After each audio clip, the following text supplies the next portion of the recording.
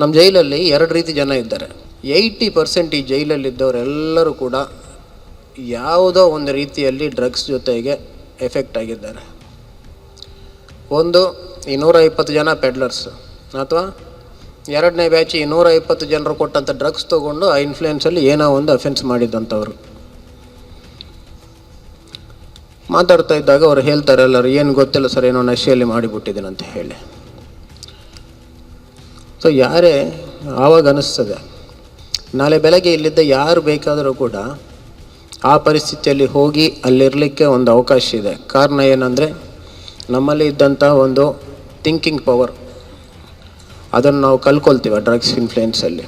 ಕಲ್ಕೊಂಡಿದ್ದಾಗ ಆಟೋಮ್ಯಾಟಿಕ್ಕಾಗಿ ನಾವು ಕೂಡ ಹೋಗಿ ಆ ಜೈಲಲ್ಲಿರಲಿಕ್ಕೆ ಪ್ರತಿಯೊಂದು ಅವಕಾಶವೂ ಇದೆ. ಸೊ ಆಮೇಲೆ ಈ ಜೈಲಲ್ಲಿ ಹೋದವರು IIT ಸ್ಟೂಡೆಂಟ್,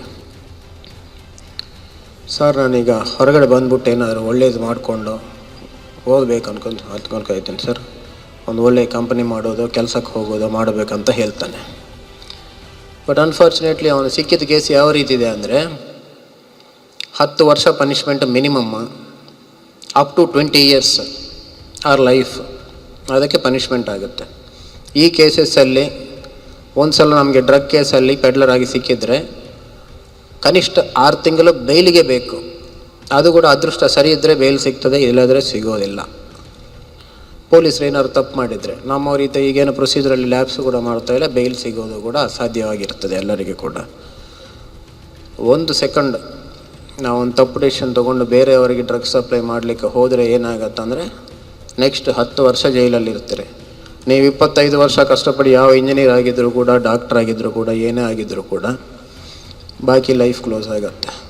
ನಮ್ಮಲ್ಲಿದ್ದೆಲ್ಲರಿಗೆ ಕೂಡ ನಾವು ಒಂದೇ ಹೇಳ್ತಾ ಇರೋದು, ಇಲ್ಲಿ ಆ ಜೈಲಲ್ಲಿದ್ದವರೆಲ್ಲರೂ ಕೂಡ ಒಂದು 2-3 ವರ್ಷ ಹಿಂದೆ ಅಥವಾ ಒಂದು 6 ತಿಂಗಳ ಹಿಂದೆ ಅವರೆಲ್ಲರೂ ಕೂಡ ನಿಮ್ಮ ರೀತಿಯಲ್ಲೇ ಎಲ್ಲೋ ಕಾಲೇಜಲ್ಲಿ ಫ್ರೆಂಡ್ಸ್ ಜೊತೆಗೆ ಅಥವಾ ಹೊರಗಡೆ ಕೂತ್ಕೊಂಡು ಚೆಂದಾಗಿದ್ದವ್ರೆ. ಅವರು ಆ ರೀತಿ ಆಗಲಿಕ್ಕೆ ಕಾರಣ ಏನು ಅಂತ ಒಂದು ಸಲ ನಾವು ನೋಡಿದರೆ, ನಾವೆಲ್ಲ ಬರ್ತೀವಿ ಇಲ್ಲಿ ಚೆಂದಾಗಿ ಮಾತಾಡ್ಕೊಳ್ತೀವಿ, ಹೋಗ್ತೀವಿ. ಎಲ್ಲ words stay as words. These words are not turning into action.